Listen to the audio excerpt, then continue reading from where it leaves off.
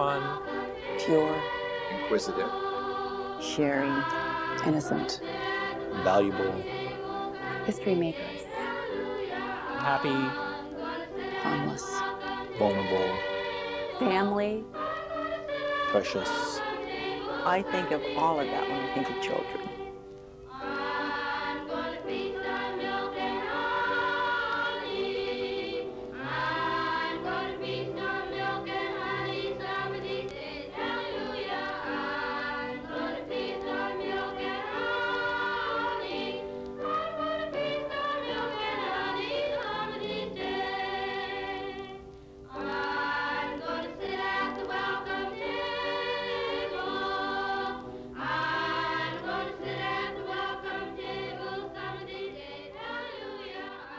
We use a wooden statue of the Sankofa as our talking piece.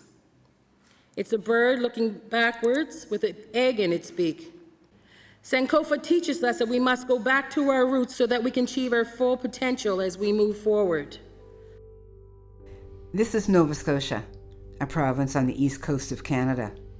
People of African descent have lived here for hundreds of years in communities around the province.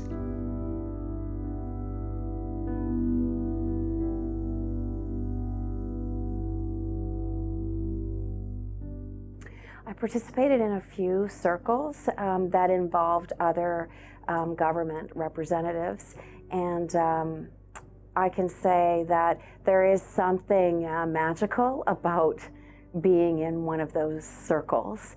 And the restorative approach really does break down some of those the inhibitions and things that people have that prevent us from speaking truthfully and speaking from the heart, and actually listening to what others have to say. So that the process of being part of those circles, I think, has been both educational in terms of just experiencing it, but also being in it, it really gives you an opportunity to understand the perspective of others in a much deeper and more profound way. There's been a number of focus sections, circle sessions, and there's been a number of employees that have participated in those. And I would say that all of the employees that have participated have learned something personally that I think will help them in their own personal growth, but also in their career growth as well as they move throughout our organization. As well, the recommendations and the learnings that have been taking place are things that we have incorporated and will continue to incorporate, so that change does continue to occur based on the learnings that have come out of this. I think that trust is fundamental in any relationship, and we need a much stronger relationship with the community in order to ensure that every citizen in this province, including African Nova Scotians, see themselves reflected in the institutions that are there to serve them, but also that they are fully participating members of Nova Scotia society. And all the gifts and wonderful opportunities that exist within the communities are recognized, that the heritage and culture that comes from the community is embraced and understood. We need to create the conditions for that to happen. We need to rebuild the relationship, and that's not something that happens overnight. I think the restorative inquiry process, my hope is that that has helped, and that government has shown up in that process in a way that clearly demonstrates that we are committed. The vulnerabilities of some of the folks who came into contact with institutions along the way. We've had intergenerational trust issues that have had long-term and lasting impacts on people and families and communities. And we've played a role in that. I think it's a journey together. So I don't think that, because this is all about relationships, and this different approach has been about relationships, I think that in order to have a relationship, you have to be in it with somebody else. And so this has been a relationship with other departments, other policing agencies, people, community. And so it's not a silo or a system by itself or an organization by itself. It's together. I think that there have been some relationships that have been forged and greater awareness.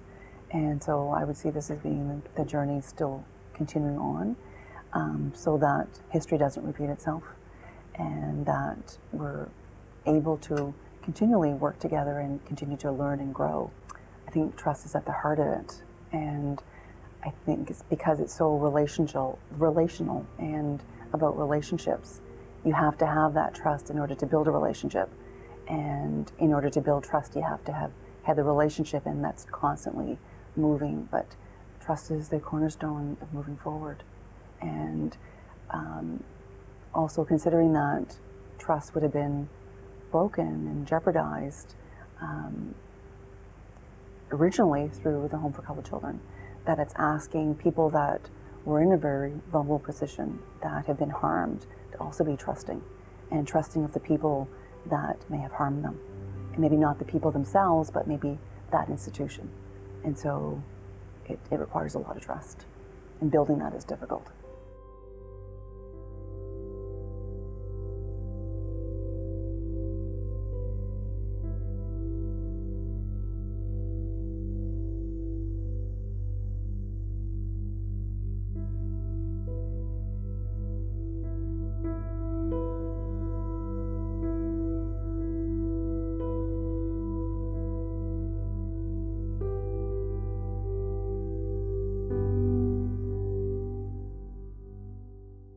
The table was conceived as part of the overall restorative inquiry structure and process to ensure that government was involved in the process all the way along and understanding in real time what was emerging through the conversations happening with former residents, with community, and with other organizations, including government, where working together, Council of Party representatives and deputy ministers, we have worked hard to make process and policy changes that respond in real time to some of the concerns that are being raised. So for example, through the restorative inquiry, it has become very clear that this systematized way that government works, the way we're structured in terms of line departments, can create a bit of a siloed effect where we don't necessarily look at individuals or families in their totality. Each department has a role to play in serving the needs of a child or a family, and sometimes it's difficult to work across departments to make sure that that family or the child is being as well served as they possibly can in as seamless a fashion as possible. So we worked to put processes in place that break down the barriers, which are really artificial, between departments and have been created because of the nature of our kind of democratic system and the way governments are constructed. And so we've worked hard to try to drop down some of those barriers, and having a table like the Reflection and Action Task Group has allowed us to talk very openly about what is being seen, heard, and felt in the community, both in present day, but also historically, what led to what happened, the historic abuses at the Home for Colored Children, has allowed us to talk through those very tangible harms that happened and to come up with solutions in real time for how we can prevent that from happening again.